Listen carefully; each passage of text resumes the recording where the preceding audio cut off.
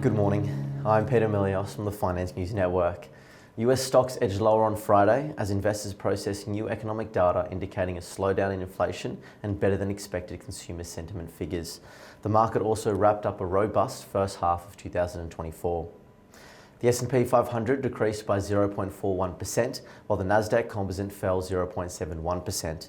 Both indices reached a new all-time intraday highs earlier in the day before retreating. The Dow Jones Industrial Average dropped 45.2 points, or 0.12%. Inflation in May reached its lowest annual rate in over 3 years, according to the Commerce Department's report on Friday. The Core Personal Consumption Expenditures Price Index, which excludes volatile food and energy prices, rose only 0.1% last month and 2.6% from the previous year, in line with Dow Jones consensus estimates.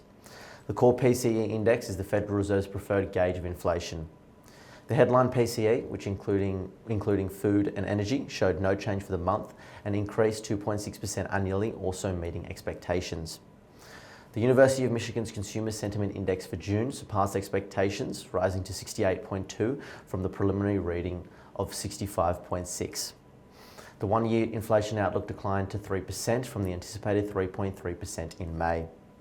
Market participants have been closely watching inflation data to gauge when the Federal Reserve might begin reducing interest rates.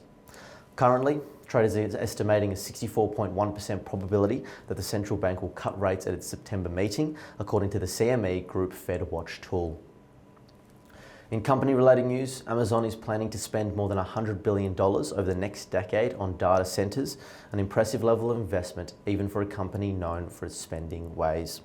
The Seattle company is now devoting more investment money to its cloud computing and AI infrastructure than to its sprawling network of e-commerce warehouses.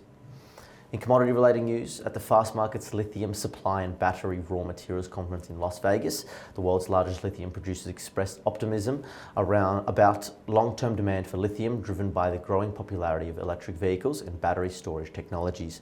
They are confident that the industry will be able to meet the anticipated surge in demand later this decade. Turning to US sectors, real estate, energy, financials and industrials were the only sectors that closed higher on Friday. Communication services was the worst performer. Looking ahead to the Australian landscape, the SPI futures are pointing to a 0.5% fall. Thank you for listening and have a great week.